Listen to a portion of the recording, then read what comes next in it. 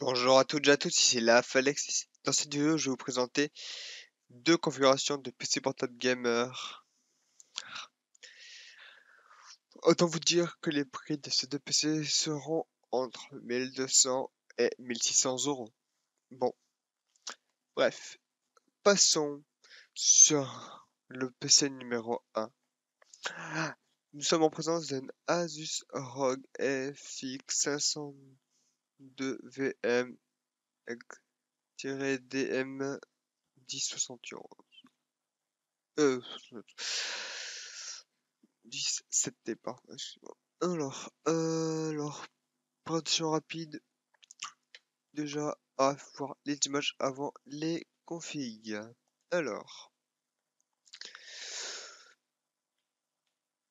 comme vous voyez, il y a les claviers rétroéclairés, ultra slim. Voilà. Alors, passons à la fiche technique maintenant. Alors, vous êtes équipé d'un Intel Core i5 6300HQ, cadencé à 2.3 GHz, mais vous pouvez le passer en mode turbo via les applications à 3.2 GHz. C'est un quad-core, 6ème mode cache, ce qui est très bien. Chipset Intel HM 170, graphique GTX 1060, 3 Go dédiés. Comment vous dire? Vous pouvez faire tourner quasiment tous les jeux. Ensuite, vous avez 8 Go de RAM DDR4, mais vous pouvez monter jusqu'à 24.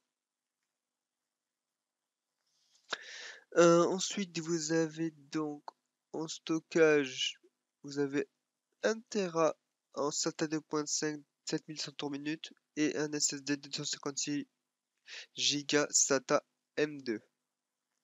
Vous avez du stockage. Logiquement, vous devrez avoir le système sur le 256 et les données sur le 1 Tera. Ensuite, comme écran, comme taille d'écran, vous avez un 4,6 pouces, 40 cm de diagonale entre les deux angles. Full HD, anti-reflet, non tactile. Équipé de Windows 10, haut-parleur stéréo. Voilà. Ensuite, vous avez disposé d'un connectique HDMI, DisplayPort, 3 USB 3. Ensuite, vous avez un lecteur de carte mémoire, une prise jack, un port Ethernet. Vous pouvez monter jusqu'à 1000 mégabits sur 1 gigabit seconde en connexion Internet. Bien sûr, il faut que votre boss puisse l'envoyer. Ensuite, vous avez équipé du Wi-Fi norme 802.11ac qui est de la norme à l'heure actuelle. Ensuite, vous avez le Bluetooth 4.1 dual band. Vous avez un clavier AZERTY rétroéclairé ou de câble HD au connecteur optique, c'est-à-dire au connecteur CD. DVD. Ensuite, vous disposez d'une alimentation de 180 watts et, et pour un poids de 2,24 kg. Ensuite, vous avez les dimensions 39 cm sur 26 sur 23,5. Ah non, pardon, c'est en milli, ouais, donc c'est 2 cm d'épaisseur. Enfin bref. Moi, j'arrive pas à faire le truc. Bon, c'est pas grave. Alors, nous allons passer sur le deuxième ordinateur. Nous sommes aussi enfin, un Asus ROG G502 VS-GZ29 7T Titanium. Alors, photo pour commencer. Alors,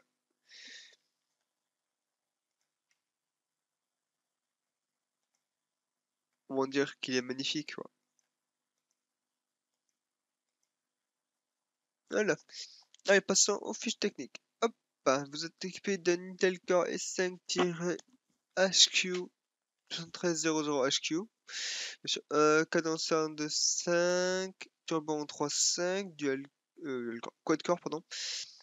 Le chipset c'est le même. Par contre, vous avez une 1070.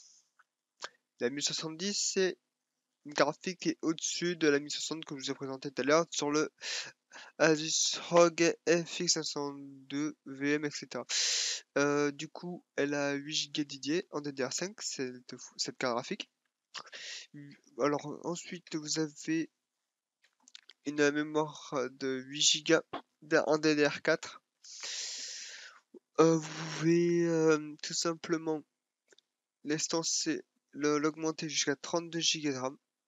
Ensuite, en stockage, vous disposez d'un Tera SATA de 5 ans, 7000 à 5400 tours minutes, ce qui est, je trouve, dommage. Ensuite, vous avez un SSD 128 Go aussi en plus, en M2. Écran 15 pouces, IPS, 15 pouces, voilà, Full HD, anti-reflet, non tactile. Système d'exploitation Windows 10, 12 haut-parleurs stéréo. Connecté, vous avez un HDMI, un DisplayPort, 4 USB, dont un USB 3.1, un type C, pardon aussi. Vous avez aussi 3 USB 3.0. Ensuite, un lecteur de carte mémoire pour les cartes SD, une jack et un port Ethernet. Ensuite, vous avez du coup pour la fréquence, la carte réseau, vous pouvez monter jusqu'à 1 gigabit seconde. Ensuite, vous équipez du Wi-Fi, du Bluetooth dual band, clavier AZERTY rétroéclairé, webcam HD, aucun lecteur optique, alimentation 230 watts. Dimension, voilà, ça fait 31, 26, 39, 26 sur 3. Et un poids de 2,24 kg avec la batterie. Alors, que dire? Ces deux PC sont très similaires. La seule chose qui change, c'est le fait que la carte graphique est un petit peu plus faible sur ce PC, mais qui est de très très bonne qualité. Par contre, sur le disque dur, vous avez un meilleur disque dur sur celui-là, sur le FX. Ensuite, et vous avez une plus grande capacité de stockage aussi. Après, voilà, au détriment de la puissance de la carte graphique. Mais après, franchement, quand vous avez une 1060, vous êtes tranquille. Ensuite, quels sont les points positifs de l'autre? Les points négatifs. Alors, point positif du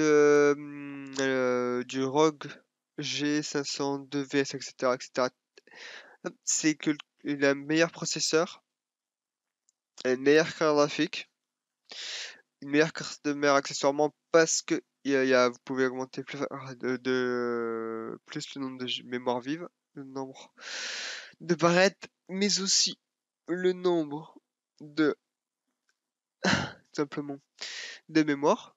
Genre, vous pouvez passer de 8 à 32, alors que sur l'autre, vous pouvez passer de 8 à 24. Ensuite, niveau stockage, j'avais un moins bon disque dur, ce qui est dommage pour un PC de cette classe. Moins bonne capacité de stockage aussi. Vous disposez...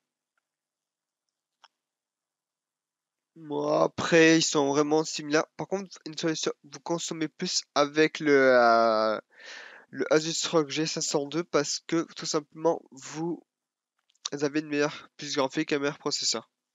C'est uniquement pour ça que vous avez une plus grande consommation. Comparé au FX 502 qui consomme 180 watts comparé au G2 qui en consomme 230. Au G502 qui en consomme 230. Messieurs, dames, moi je vous souhaite une excellente journée. C'était la Alexis. Bye bye tout le monde.